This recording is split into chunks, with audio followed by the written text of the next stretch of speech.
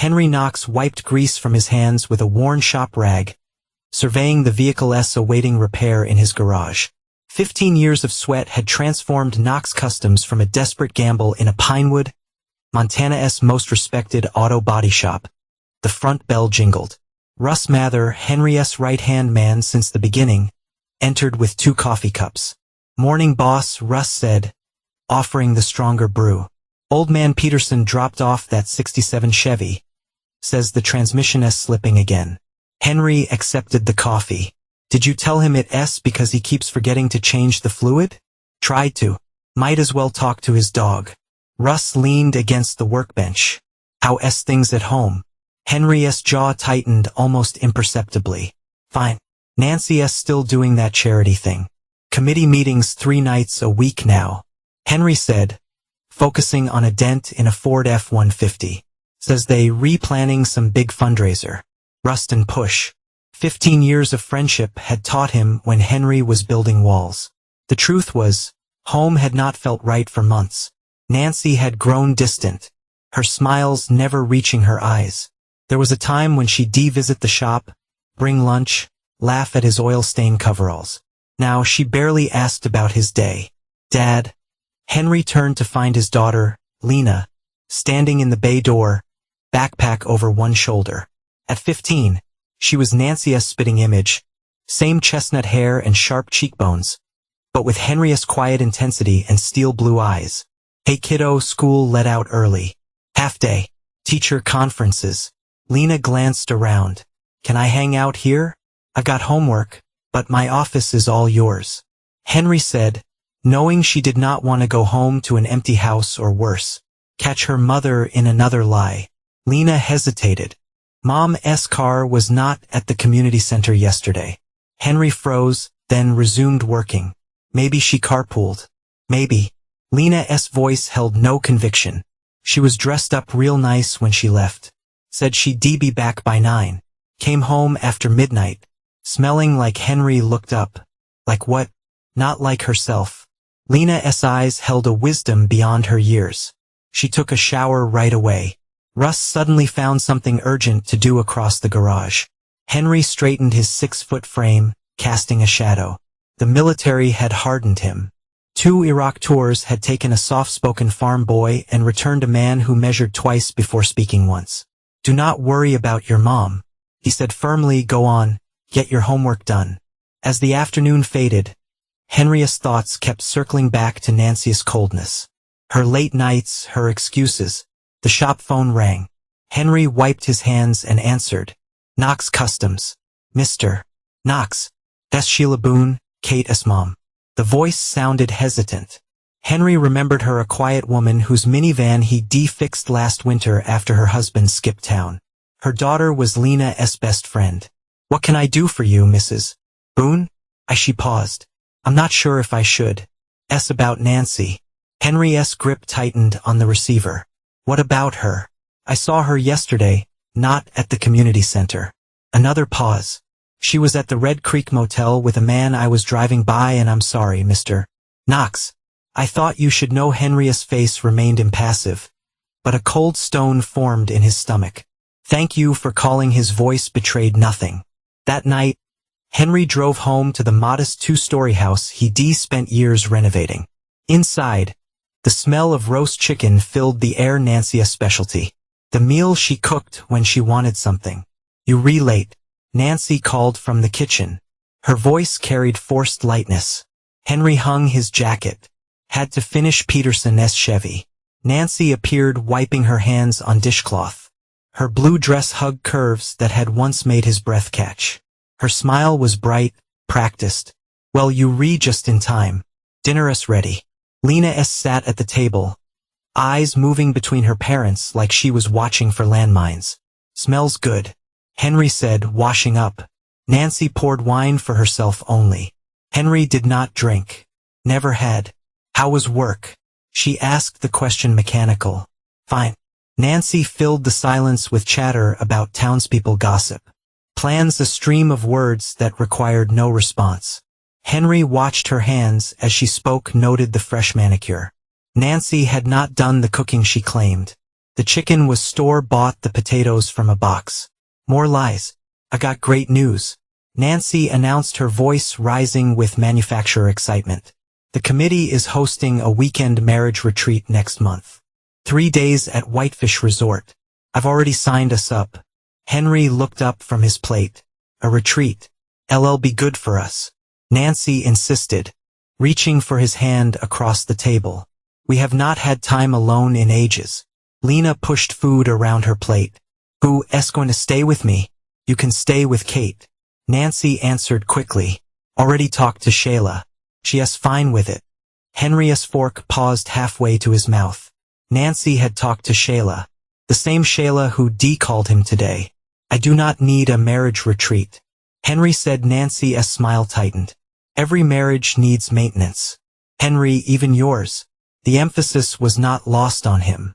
Later, after Nancy had gone upstairs to take a bath and another nightly ritual that had emerged in recent months, Henry found Lena sitting on the back porch steps. She's lying about the retreat. Lena said without looking up. About a lot of things. Henry sat beside her, the wood creaking under his weight. What makes you say that? I heard her on the phone last week, talking about getting away. She did not know I was home. Lena hugged her knees to her chest.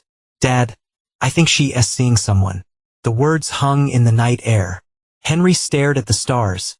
The same stars he gazed at from desert sands. Promising himself, he'd make it home to Nancy.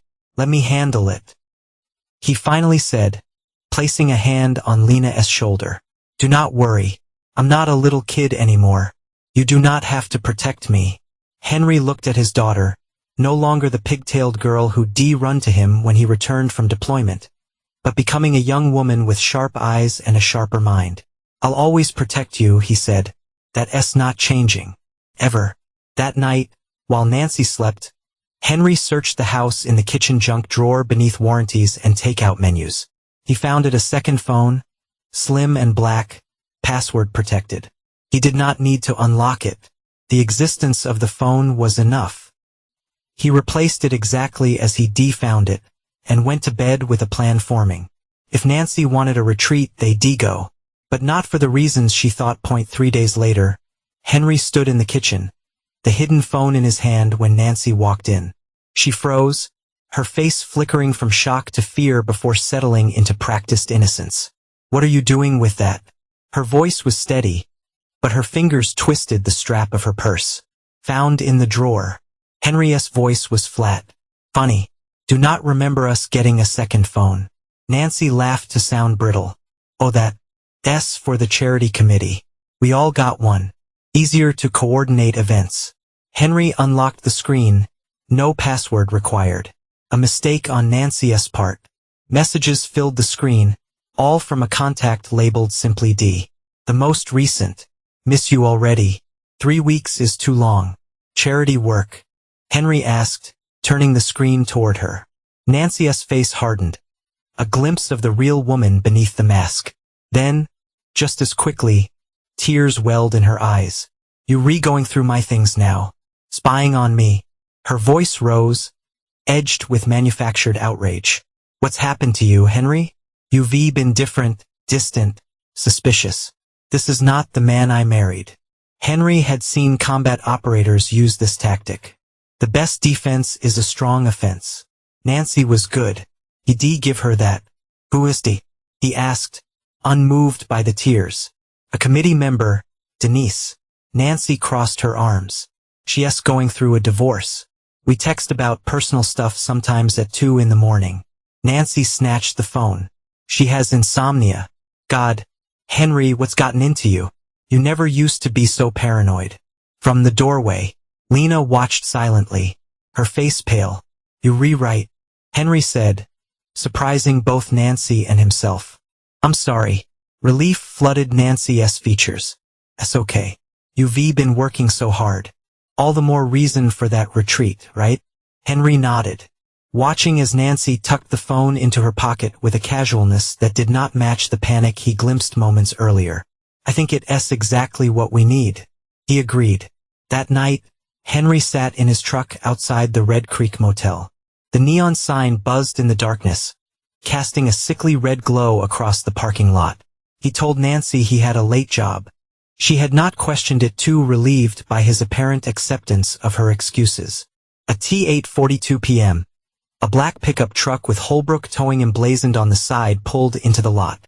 Henry recognized the driver immediately, Tanner Holbrook, ex-con who returned to Pinewood 3 years ago and set up a towing business that everyone knew was a front for shadier operations. Henry sank lower in his seat as Tanner checked his watch and entered room 14.20 minutes later. A familiar blue sedan pulled in Nancy's car. She emerged wearing a dress. Henry had never seen her hair loose around her shoulders.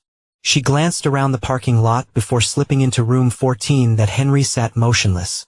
The confirmation of his suspicions bringing no satisfaction, only a hollow feeling in his chest.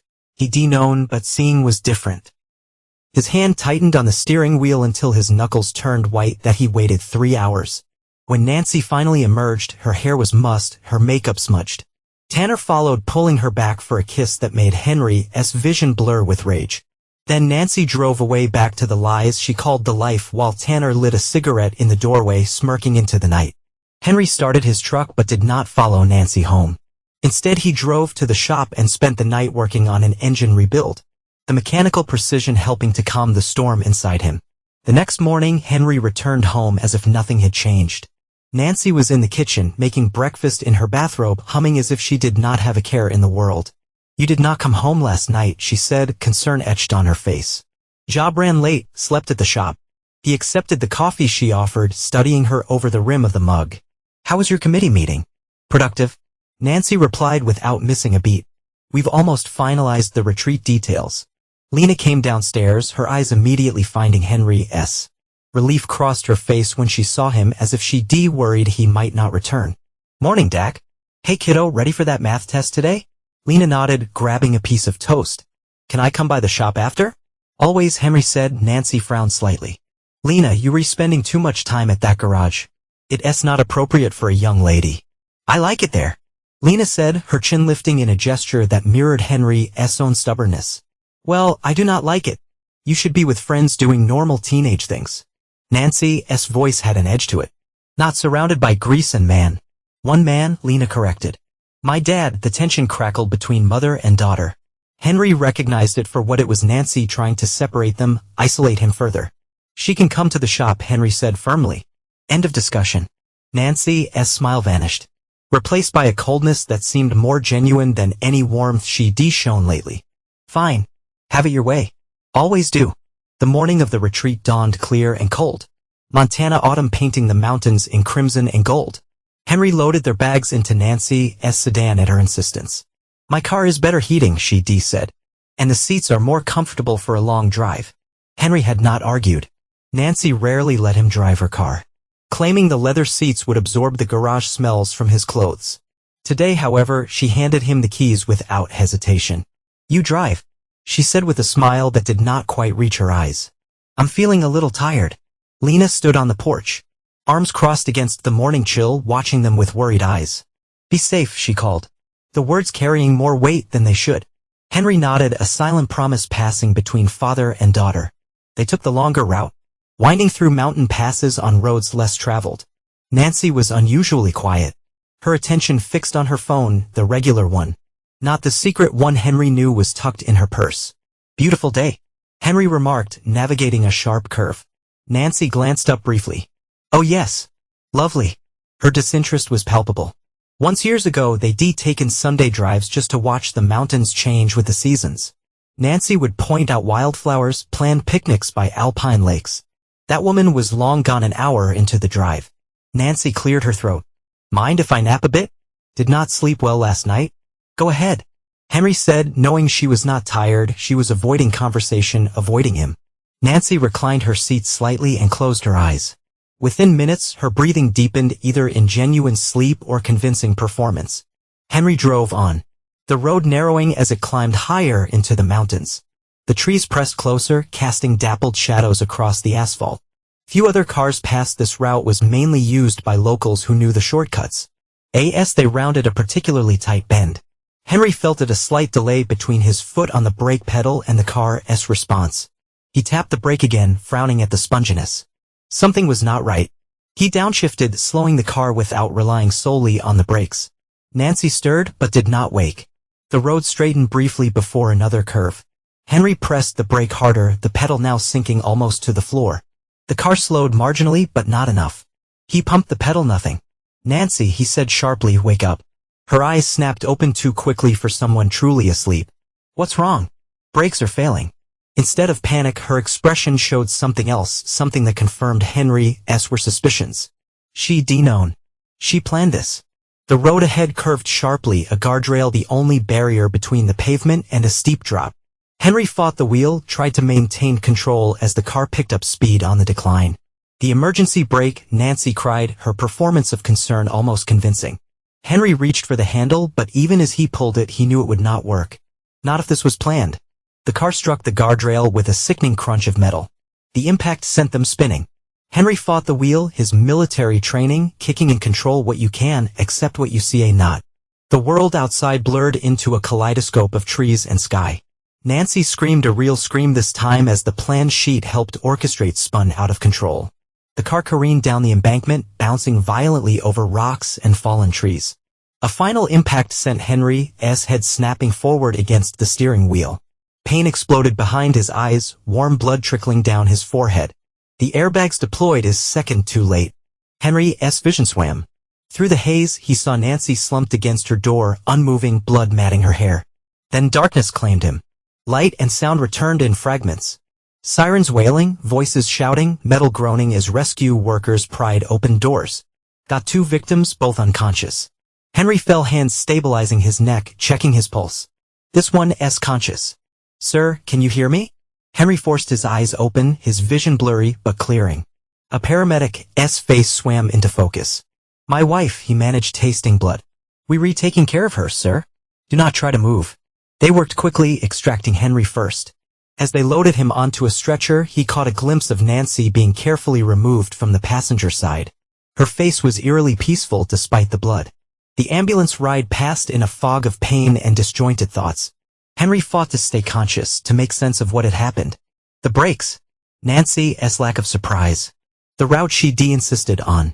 It was not an accident. She tried to kill him to make the hospital. Doctors swarmed around him, cutting away his clothes, shining lights in his eyes, asking questions he could barely process. X-rays, CT scans, stitches for the gash on his forehead. "You're lucky," a doctor told him hours later. Concussion, 3 broken ribs, laceration requiring 15 stitches, but nothing life-threatening. "Your wife, however, how is she?" Henry asked, not out of concern, but necessity. "In surgery, head trauma, internal bleeding, it's touch and go." Henry nodded, feeling nothing. They moved him to a private room, promising updates on Nancy's condition. He lay awake, staring at the ceiling, piecing together the puzzle. The secret phone, Tanner Holbrook. The tamper brakes. Nancy's insistence on taking her car, on him driving. The perfect murder, a tragic accident on a dangerous mountain road. A soft knock at the door interrupted his thoughts. Lena stood in the doorway, pale and frightened, with Shayla Boone beside her. "Dad," Lena rushed to his bedside, careful not to jostle his injuries. "I'm okay, kiddo," he assured her, wincing as he tried to sit up. "Sheriff Cardwell called us," Shayla explained. "Said there'd been an accident. I brought Lena straight away." Henry nodded gratefully to Shayla. "Thank you." Lena's eyes welled with tears as she took in his bandaged head. The bruises darkening on his face. "They said Mom's in surgery." "She is." Henry kept his voice neutral. Lena glanced at Shayla, then leaned closer to Henry, lowering her voice. "Dad, Mom's awake. We have to leave. If she wakes up, it's too late." Henry stared at his daughter, confusion giving way to understanding. "What are you saying?" Lena's eyes darted to the door. "Not here." Shayla, sensing the tension, stepped forward. "I'll get you both some coffee. Take your time." Once Shayla left, Lena pulled Henry's good arm, urging him to stand. "They said I should not move yet." Henry protested. "We do not have time." Lena insisted, fear making her voice crack. "Mom's not in surgery. I heard the nurses. She regained consciousness 10 minutes ago. They're moving her to a room now." Henry allowed Lena to help him into the empty hallway, pain shooting through his ribs with each step. She pulled him into a supply closet, closing the door behind him. "She wanted you dead, Dad," Lena said, tears streaming down her face. "She and Tanner, they were planning it. I overheard them weeks ago. The confirmation hit Henry like a physical blow despite his suspicions. Tell me everything. Lena wiped her eyes, trying to compose herself. I found Mom's secret phone first. Read the messages. They've been seeing each other for months. But then I heard them talking about money. Insurance money. My life insurance. Henry realized the policy he'd taken out after his discharge, $250,000. Not a fortune, but enough for Nancy and Tanner to start over somewhere new. They were going to make it look like an accident. Lena continued, her words tumbling out in a rush. Tanner knows how to tamper with brakes. He did time for insurance fraud before. Mom was supposed to fake being tired. So you drive on that exact road with a drop as steepest. Henry closed his eyes briefly. The full horror of his wife's betrayal washing over him. How long have you known? A month. Lena admitted guilt in her voice. I want to tell you sooner, but Mom was always watching. And I needed proof. I've been recording them when I could. She pulled out her own phone. I have recordings, Dad, her and Tanner planning everything.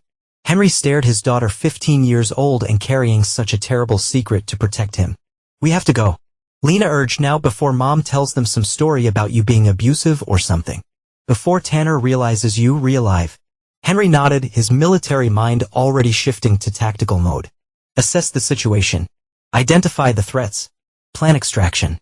My clothes in that cabinet. Lena pointed. They recut up, but better than a hospital gown. Henry dressed quickly, ignoring the pain that accompanied each movement. His wallet and phone were in a plastic bag with his personal effects. The phone was cracked, but functional. We need a car, he muttered. Shyla will help us. Lena said with certainty. She knows Mom's been cheating. She's the one who told me which motel to watch. Henry paused in the act of pulling on his blood-stained shirt. You've been following her. Lena nodded, her expression hardening in a way that reminded Henry too much of himself. Someone had to. Pride and sorrow mingled in Henry's chest. His daughter should not have had to become a spy in her own home. Should not have had to grow up so fast. Let's find Shyla, he said. Opening the closet door cautiously, Shyla's sedan sped down the hospital access road. Henry in the passenger seat with Lena huddled in the back. Every bump sent pain shooting through his broken ribs. But physical discomfort was the least of his concerns. Tell me exactly what you heard, Henry said to Lena, needing to understand the full scope of Nancy's betrayal. Lena pulled out her phone, tapped the screen a few times, and handed it to him. I recorded this last week. They were in the garage while you were working late. Henry pressed play. Nancy's voice emerged from the tiny speaker, clear and cold in a way he'd never heard before. The insurance pays double for accidental death. $250,000 becomes $500,000, Tanner. We just need to make it look right. Tanner's voice, rough and impatient.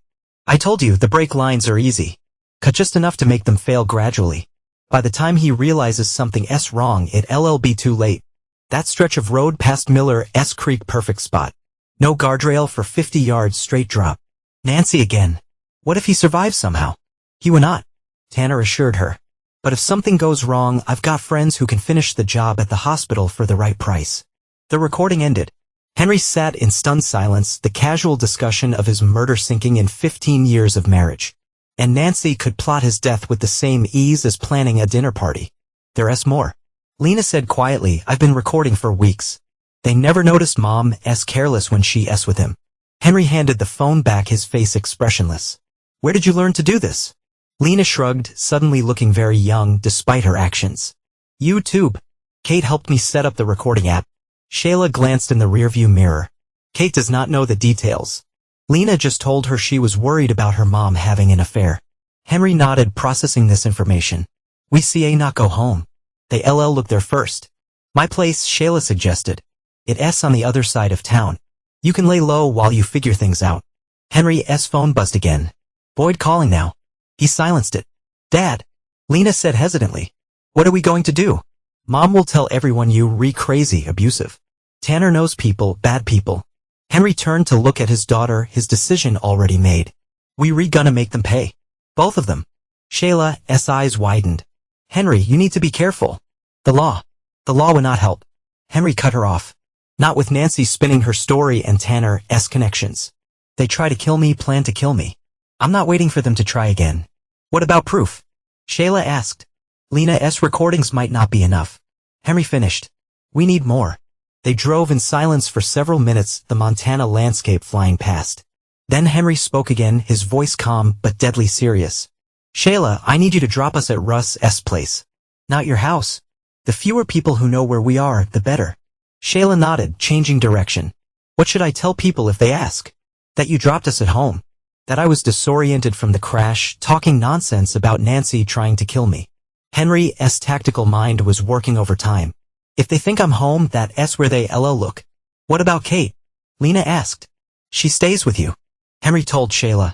Do not let her out of your sight. If Nancy or Tanner approached her trying to find Lena. I understand. Shayla said grimly that Russ's cabin sat at the end of a dirt road 5 miles outside town. The one-bedroom hunting lodge was not much, but it was isolated and defensible, exactly what Henry needed. Russ opened the door before they even knocked, his weathered face tight with concern. Jesus Christ, Henry, he said, taking in the bandaged head and blood-stained clothes. Boyd's been calling. Everyone said there was an accident, that you might be unstable after the head injury. Did he now? Henry's voice was dangerously soft. And what did you tell him? To go to hell? Russ replied without hesitation. I've known you 20 years. If you're unstable, I'm the Queen of England. Relief washed over Henry. He had allies, not many, but enough. Once inside, Russ offered Henry fresh clothes and a stiff drink, which he declined. 15 years sober. Not even attempted murder would break that streak. Nancy's behind this, Henry said bluntly, lowering himself gingerly onto Russ's worn couch. She and Tanner Holbrook tampered with the brakes. Try to kill me for the insurance money. Russ's expression darkened. That no good son of a. I knew something was off with her. But this, he shook his head in disbelief. What's the plan, boss? First, we need proof, hard evidence of tampering. The car should still be at the impound lot. Henry turned to Lena. Your recordings are a start, but we need more. I can get to the car. Russ offered. My cousin Mick works security at the impound, owes me a favor. Henry nodded. Take the brake lines, master cylinder, anything they might have tampered with. Take pictures. Shayla stood awkwardly by the door. I should go. Kate will be home from her dad soon. Thank you, Henry said simply. After Shayla left, promising to keep their location secret, Russ made coffee while Henry took inventory of their situation. His ribs throbbed, his head pounded. But his mind was clear. Lena sat beside him. Exhaustion finally catching up to her. You should rest, he told her. So should you, she countered. Russ returned with 3 mugs of black coffee. Boyd called twice more. Left messages saying he needs your statement. Said Nancy's made some accusations. I bet she is, Henry muttered. He glanced at his phone, 6 missed calls from Boyd, 2 from unknown numbers. He opened Boyd's text messages. Henry, where are you? Nancy's saying some concerning things. Need to talk. Call me ASAP.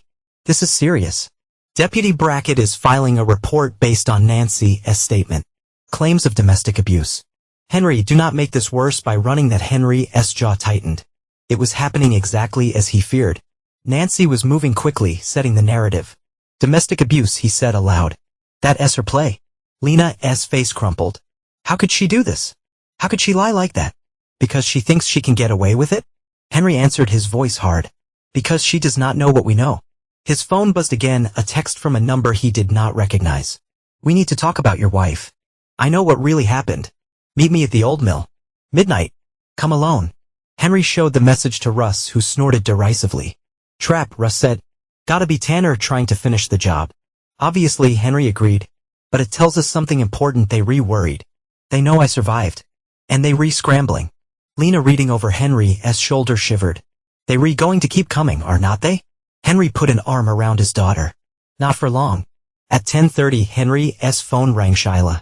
Sheriff's deputies just left my house. She reported, her voice tense.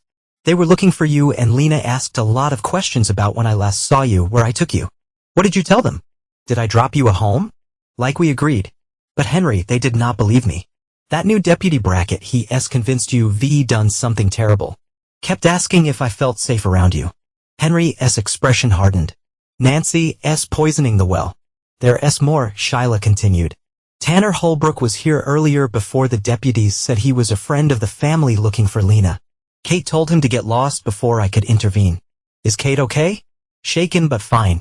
She's smart enough to know something's wrong.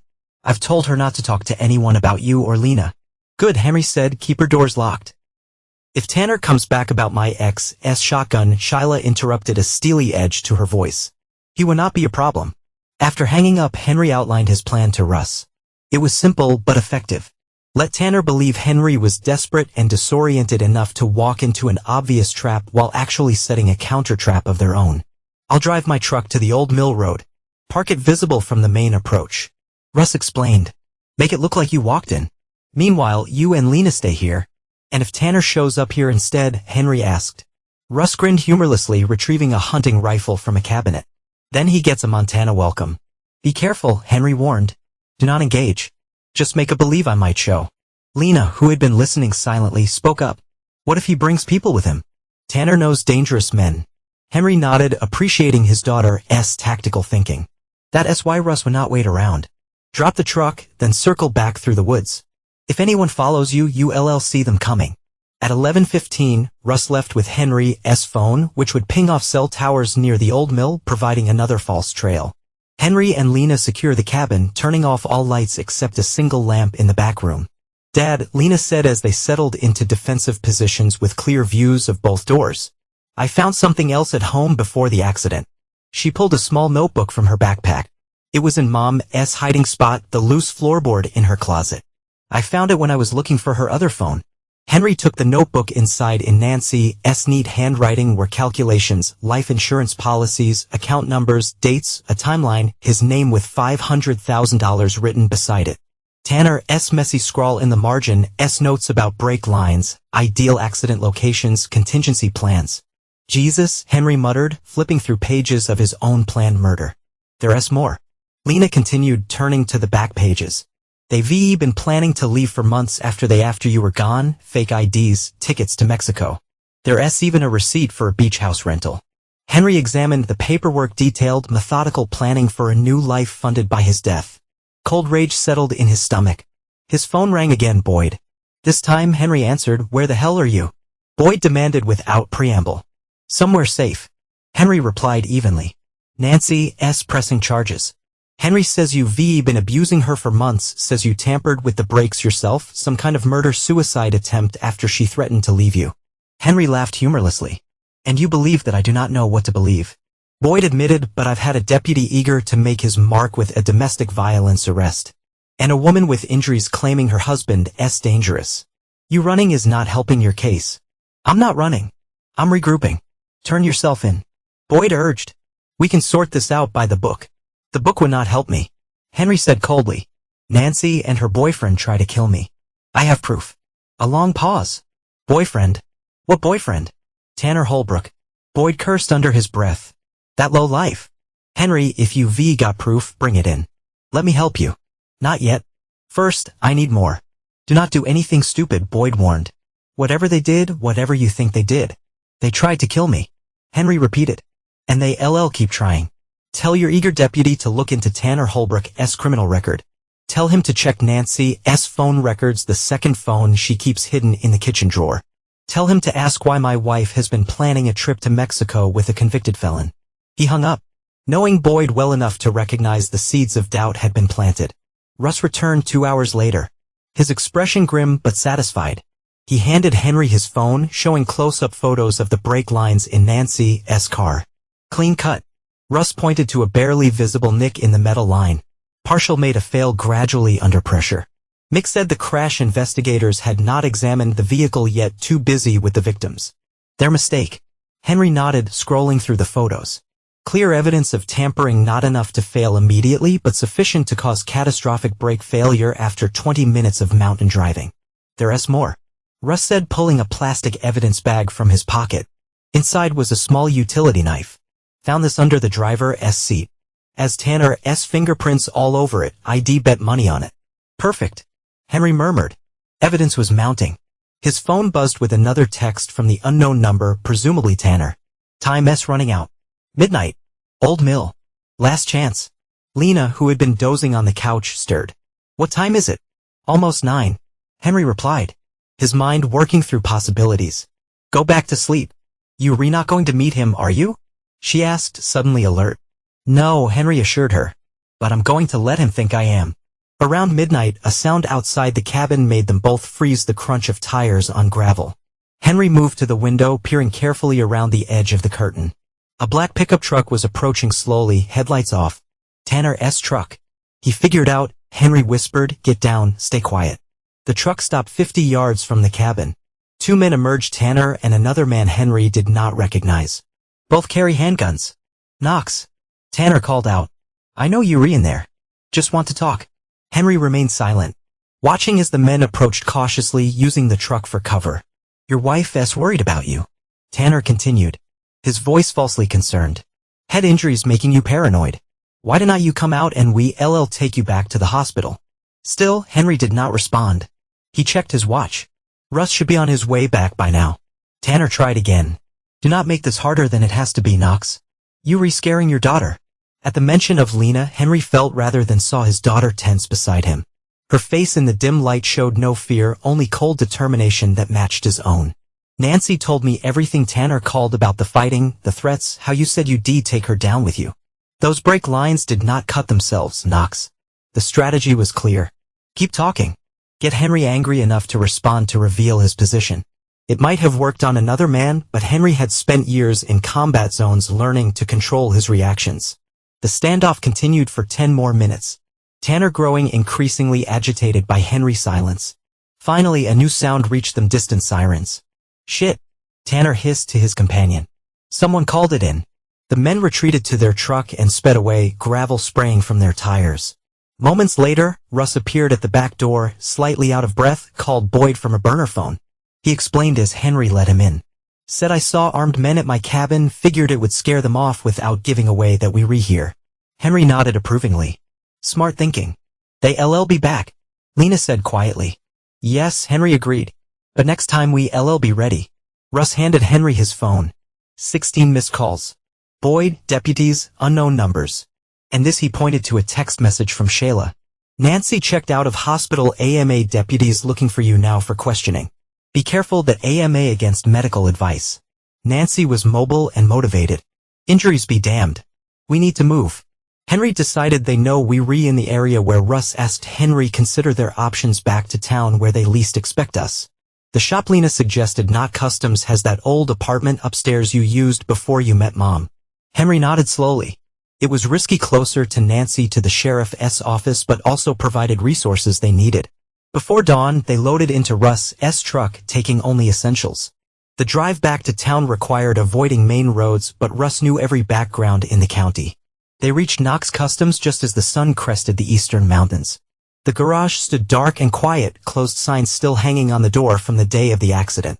Henry used his key at the side entrance leading to a narrow staircase that accessed the small apartment above the shop floor. The space was dusty but functional, a studio with a kitchenette, bathroom, and fold-out couch. Henry had lived here when he first opened the business before marrying Nancy and buying their house. Home sweet home, he said wryly, flipping on a light. Lena looked around, curiosity temporarily overshadowing fear. You lived here for 3 years. Henry confirmed, not much, but it was mine. Russ checked the windows, all with clear views of the street and parking lot. Nobody followed us. I'll open a shop like normal, maintain appearances. You two stay up here. Henry nodded. First sign of trouble, I'll hit the silent alarm. Russ finished. Wired directly to your phone. Once Russ left to begin the day's normal operations downstairs, Henry turned his attention to organizing their evidence. Lena's recordings, photos of the tampered brake lines, Nancy's notebook with the murder plans, the utility knife from the car. It was substantial, but would it be enough against Nancy's tears and accusations? Lena, exhausted from the night's tensions, finally succumbed to sleep on the fold-out couch. Henry watched his daughter's chest rise and fall, marveling at her resilience. She defaced her mother's betrayal with a courage that put most adults to shame. His phone buzzed, a text from Boyd. Need to talk. Just you and me. No deputies. Name the place. Henry considered the offer. Boyd was the closest thing to a friend he had in law enforcement, but the sheriff was still bound by rules Henry could not afford to follow right now. Not yet, he replied. Working on something. Give me 24 hours. That Boyd's response came quickly. Do not have 24 hours. Warrants being processed. Being friends would not stop me from doing my job. The message was clear. Time was running out. Henry needed to accelerate his plan. That he texted Shayla, need a favor. Big one. Her reply. Name it. Spread a rumor. Tell people you heard I'm hiding at the old Monroe cabin. Make sure Nancy hears it. Why? Shayla asked, setting a trap. Henry explained. Need Nancy and Tanner to think they found me. Dangerous game. Shayla warned. Only one I can play right now. Dawn broke over Pinewood with steely gray light filtering through Shayla's kitchen windows. Henry had managed perhaps 2 hours of restless sleep. His military-honed ability to rest anywhere competing with the knowledge that Nancy and Tanner were actively hunting him. Russ arrived early, bringing coffee and news. Deputies searched the shop. He reported grimly broke the back door lock. They found the apartment.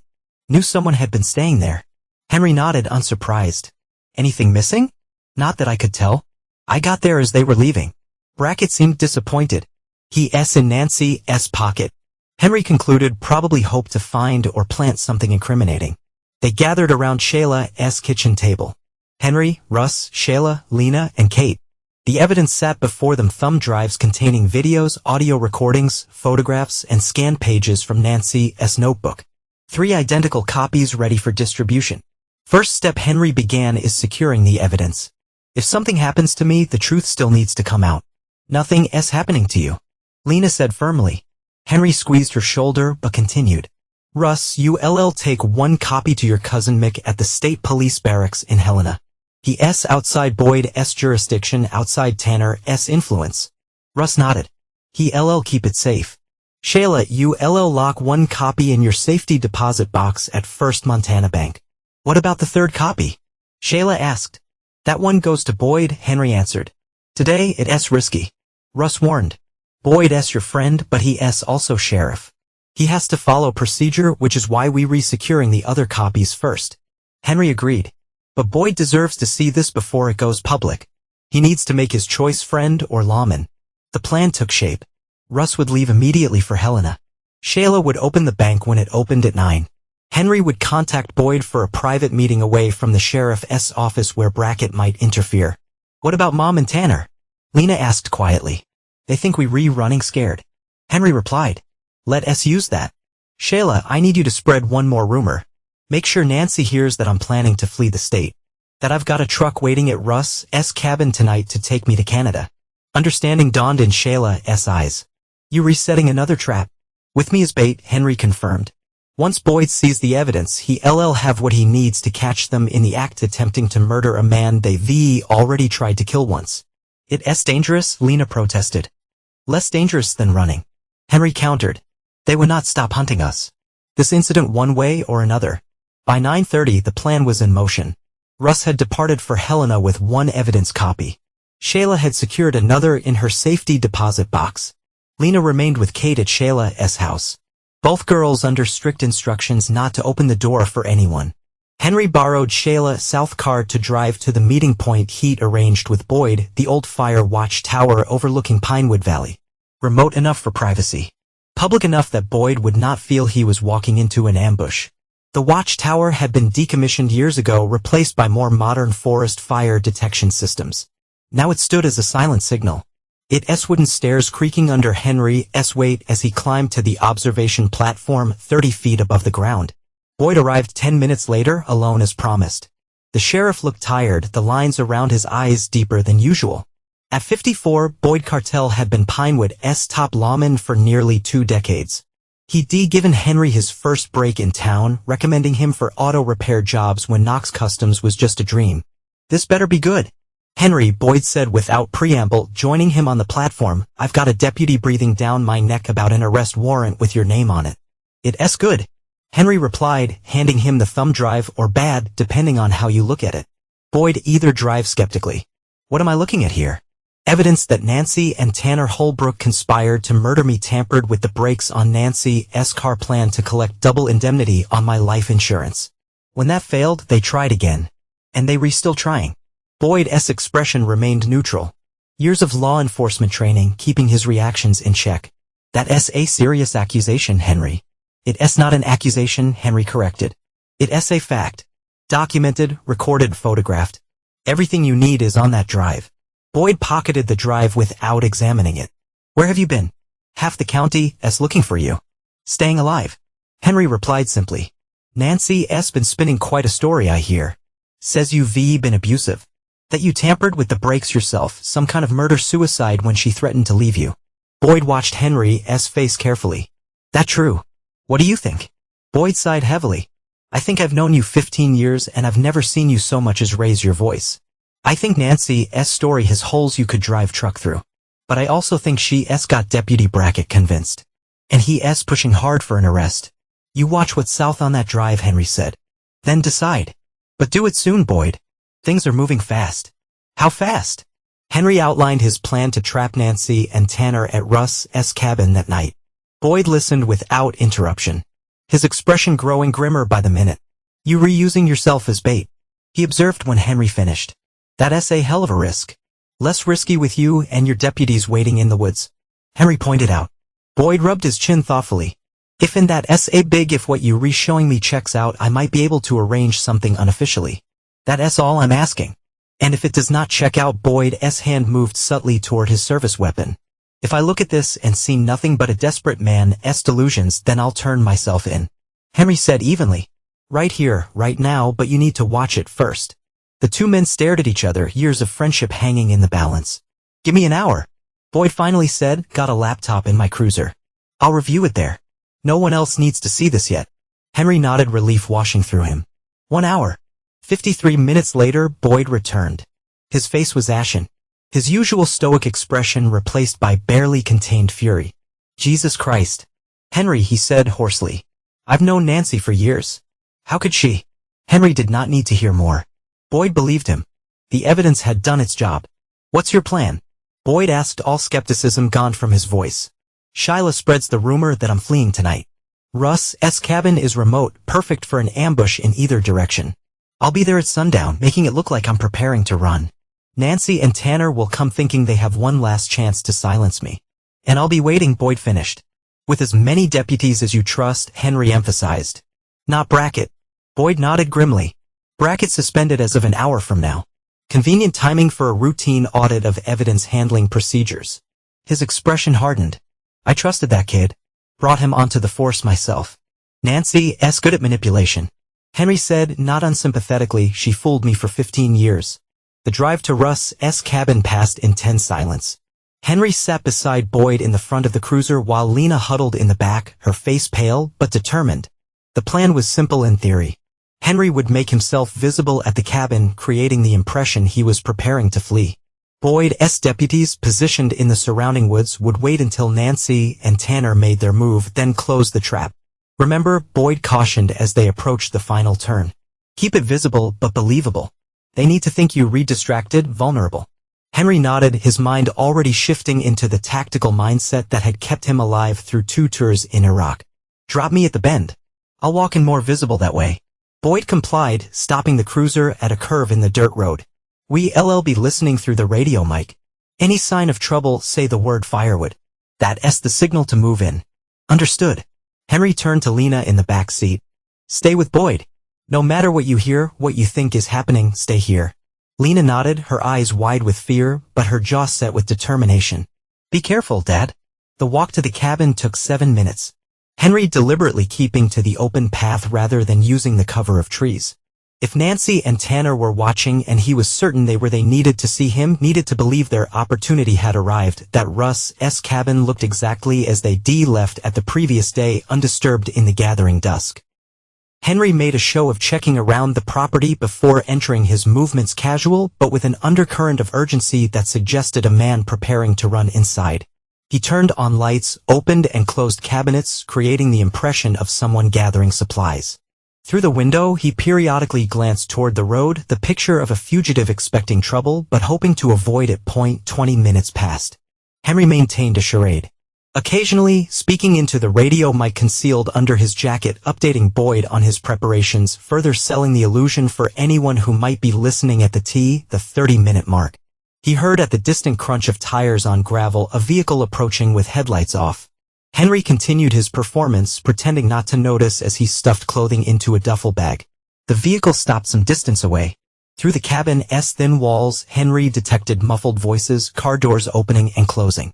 They were here that he moved to the window, making a show of peering anxiously into the darkness before returning to his packing. The radio mic transmitted everything to Boyd, who would be coordinating his deputies, positioning them for the arrest. Footsteps approached, not from the road, but from the rear of the cabin. Smart. Henry had expected no less from Tanner, a man who debated justice before, that a floorboard creaked beneath his feet as he crossed to the kitchenette, removing canned goods from a shelf and placing them in the duffel.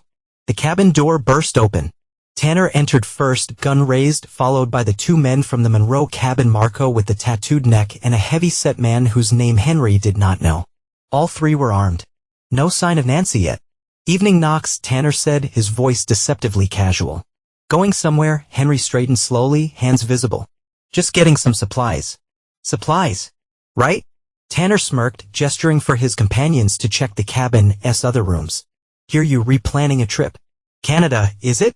Do not know what you talking about. Henry replied evenly, mentally noting positions, distances, potential weapons within reach. The nearest deputy was probably 200 yards away, would take at least 30 seconds to reach the cabin once signaled. Sure you do. Tanner approached, keeping his gun trained on Henry's chest. Nancy's worried about you, man. Head injuries got you confused, saying crazy things. Best if you come with us, get some help. I bet Nancy's worried. Henry agreed, his tone deliberately neutral. Where is she? Waiting in the car? Something flickered across Tanner's face, surprised that Henry had deduced Nancy's presence. Perhaps she's concerned about your mental state. We all are. The other men returned, shaking their heads, no one else in the cabin. Tanner relaxed slightly, lowering his gun a few inches. Henry remained still, waiting. Hear us how this goes. Tanner continued, you come with us nice and quiet.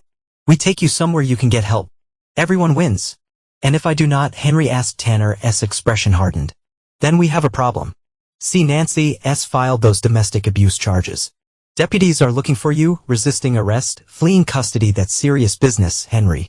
I'm not under arrest. Henry pointed out, and you not deputies. Concerned citizens, Tanner countered, his smile never reaching his eyes. Just try and help our local law enforcement locate a dangerous man. The charade was wearing thin.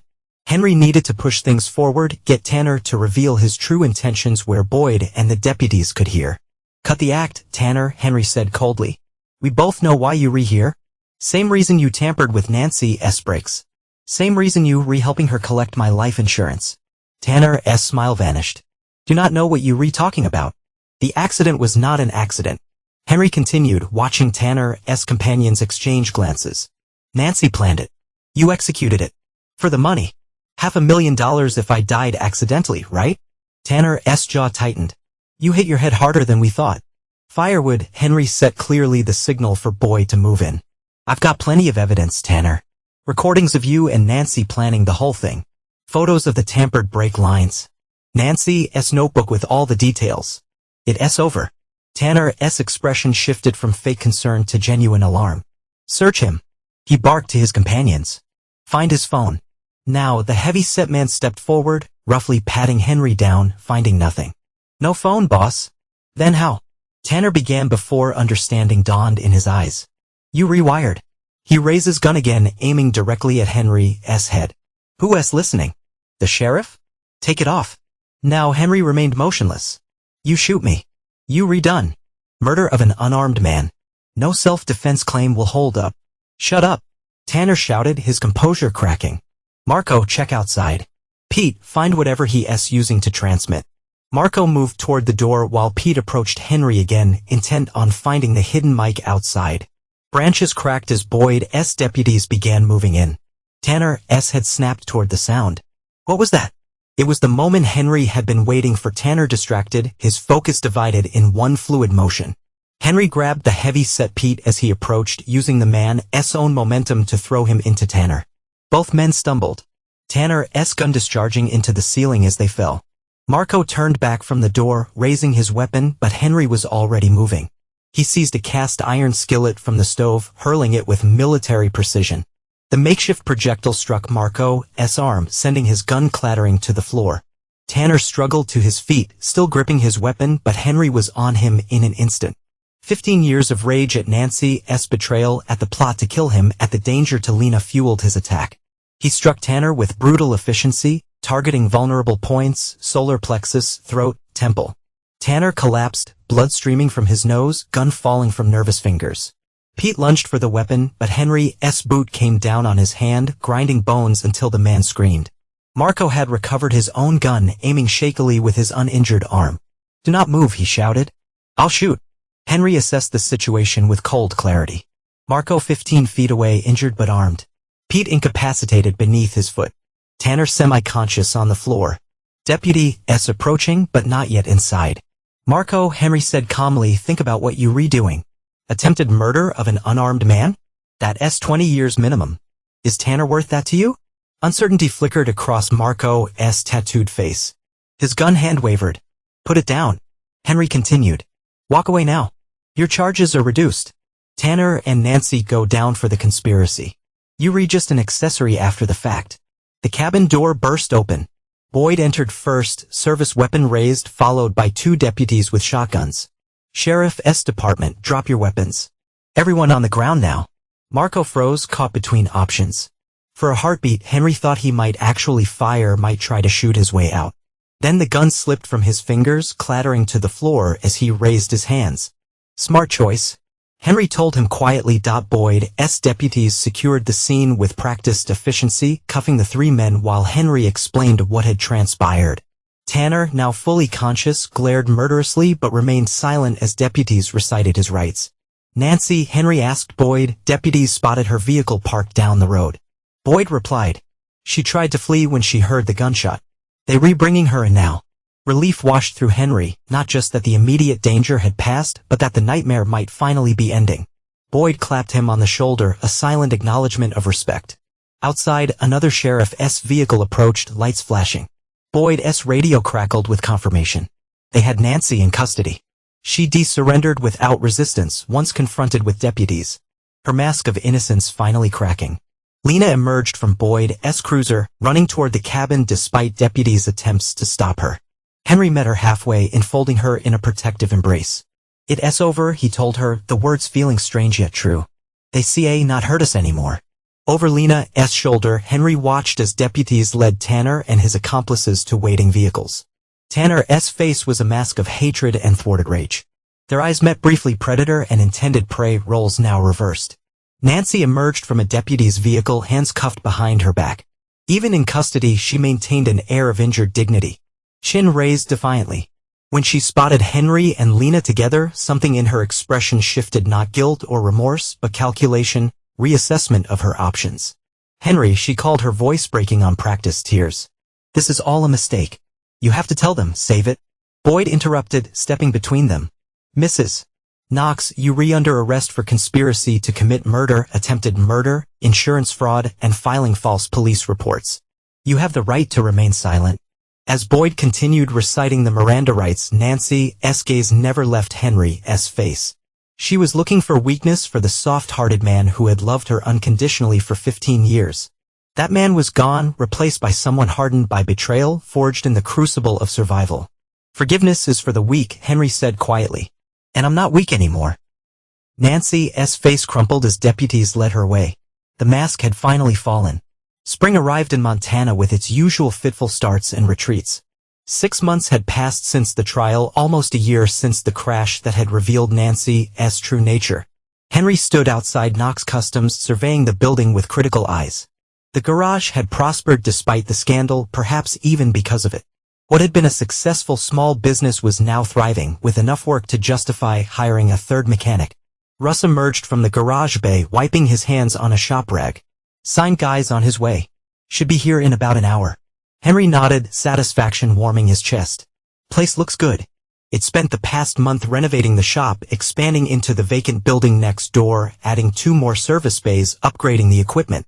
The apartment above, once Henry's temporary refuge, had been converted into a proper office space. "Nervous?" Russ asked, glancing sideways at his friend. "No," Henry replied, then reconsidered. "Maybe a little." "She'll be thrilled," Russ assured him. "Kid's got grease in her veins, just like her old man." This she in question was currently at school, finishing her sophomore year with honors despite everything she endured. Lena had no idea what awaited her at the garage today. A surprise Henry had been planning for months. The T-330, Lena's familiar figure, appeared down the street. Backpack slung over one shoulder as she walked from the school bus stop. Henry and Russ positioned themselves in front of the garage, deliberately blocking the view of the building's facade. "What's going on?" Lena asked as she approached, noting their strange behavior and barely suppressed smiles. Like what? Henry asked innocently, like you re-hiding something. Lena replied, trying to peek around them, but that moment. A truck pulled up, a worker in the cab, giving Henry a thumbs up. Perfect timing, Russ muttered. Lena, Henry began, you know how much this place means to me. How I built it from nothing after leaving the service. Lena nodded, confusion evident on her face. Yeah, of course. Well, I've been thinking about the future. About legacy. About what matters. Henry took a deep breath. This past year showed me what's truly important. And that's you. Your happiness. Your future. He stepped aside, revealing the newly installed sign above the garage door where once had hung the simple Knox Customs logo. A new sign now gleamed in the afternoon sunlight, Knox and Daughter Customs. Lena stared at the sign, her mouth opening in shock. Dad, are you serious? Never been more serious about anything, Henry confirmed. I've already filed the paperwork. You're officially part owner. Well, you will be when you turn 18. Until then, it's in a trust with your name on it. Tears welled in Lena's eyes. But I do not know enough yet. I'm still learning. And you'll keep learning summers, weekends, after college, if that's what you want. Henry placed his hands on her shoulders.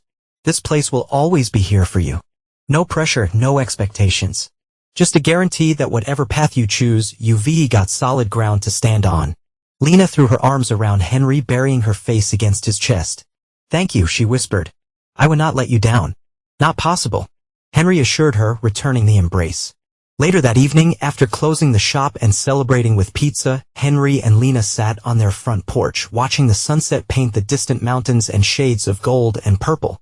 The house had been transformed over the past months, walls repainted, furniture rearranged, Nancy's presence systematically erased with each change.